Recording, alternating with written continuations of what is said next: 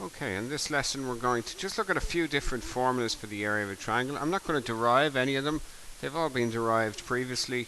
I'm just going to look at them and look at the application of them with one really simple example. So there are various different ways, formulas we have for finding areas of triangle.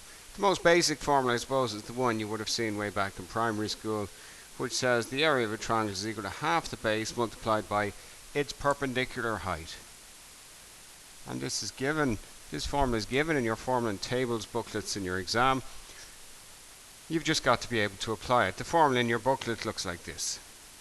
Area equals a half times A times H. There's also a diagram accompanying that shows you that A is the base and H is the perpendicular height. Here we have a base marked out. This is 10 units base. Notice the height here, 8, is perpendicular. It's perpendicular to the base. So if I want to find the area of this triangle, it's very simply area is equal to half the base, which is 10, times the perpendicular height, which is 8. Simple as that. Half of 80, which is 40. And the units will be whatever the units are squared because it's a measure of area. So that's how we find the area using that old primary school area formula. It's a really good formula, particularly if we're dealing with a right triangle. For any right triangle, for example, if I have something like this, not a very good picture. Let me try to draw that one again. Suppose I have a little right triangle and it's a 3, 4, 5 right triangle. I can say the area of that is going to be half the base times the perpendicular height. One thing to note is, it doesn't matter which side you make the base as long as you're measuring the perpendicular height. So if I'm using this as the base, well then the perpendicular height would be 4. So half times 3 times 4, that's going to be 6 units squared. Okay. Another useful thing to note, what happens for any triangle with a base of say 10 and a height of 8, its area is going to be 40. Let me look at an example here of this. So here's a triangle. You can see its base here I have in here is 10 units base and its height is 8. And if I put in the area of that, let me just get the software to do it. The area of that triangle, there it is. That's like the one we just looked at. And it doesn't actually matter if I just change this, move this around. Whoop. Do that again.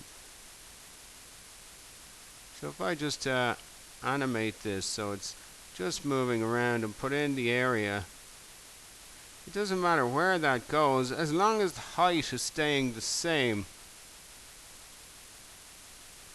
As long as that height is staying the same, the area is always the same. The area is not changing, even though it's been stretched in different ways. This leg at the moment, C getting longer, leg B getting shorter, and then now both getting longer. B is decreasing in length, C is decreasing, now B is growing, C is still shrinking. But it doesn't matter because the area is staying constant. If I start to reduce the height, if I take the height here and reduce it, you'll see the area starts to change when I reduce the height.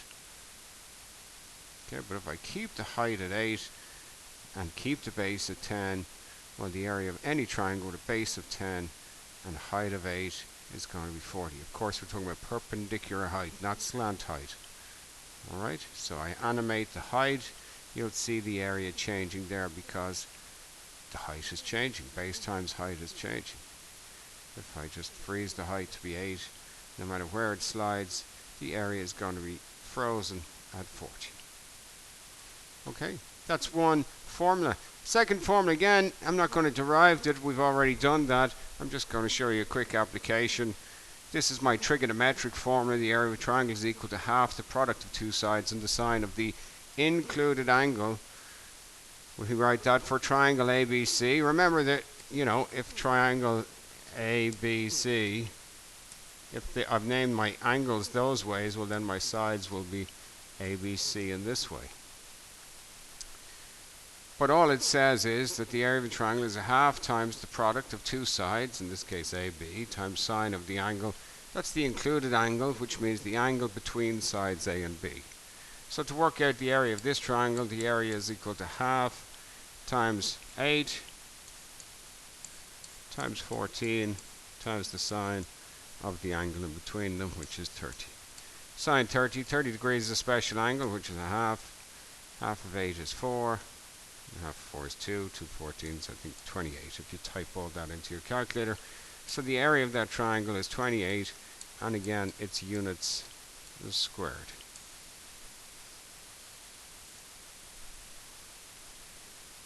Okay, area of that is 28 units squared. Using my trigonometric formula, really straightforward. We've derived it just using my basic definition of sine. If you can't remember, make sure you go over it. You've got to know how to derive that for the leaving cert. The last one I'm going to talk about in this lesson is something called Heron's formula, which is the best formula to use if I know all three sides of a triangle. And Heron's formula says this for triangle ABC with semi-perimeter S. So remember, triangle ABC will have side lengths little a, little b, little c. With the semi-perimeter is just half the perimeter, that the area of the triangle is the square root of the semi-perimeter times the semi-perimeter minus a times s minus b times s minus c. So to find the semi-perimeter, we just add up all the sides, we find the perimeter, and then we divide it by 2. 5 plus 9 is 14, 14 plus 6 is 20, 20 divided by 2 will give me my 10 is my semi-perimeter. So I want to find the area of this. It's going to be the square root of the semi-perimeter, 10, and then times the product of the difference between the semi-perimeter and each of the other sides. So difference between the semi-perimeter 10 and this side 5, it's going to be 5. Between 10 and 6, it's going to be 4. Difference between 10 and 9 is going to be 1. Okay, so we get the square root of 10 by 5 by 4. Well, 5 fours are 20 times 10, that's 200. Which is root 100 times root 2, or 10 root 2. That's the area of that triangle, and its units are squared. Okay? So we've looked at 3 triangle formulas. You've got to know them, you've got to be able to use them. The Heron's formula works best if I know all 3 sides. The trigonometric formula works best if I know 2 sides and the included angle. This formula works best if I know the base and the perpendicular height. Okay, great for right triangles particularly. Okay, in our next lesson we'll look at using the Cartesian formula, which is this, but that's next lesson. So have a look at those things, make sure you're familiar with them. Practice.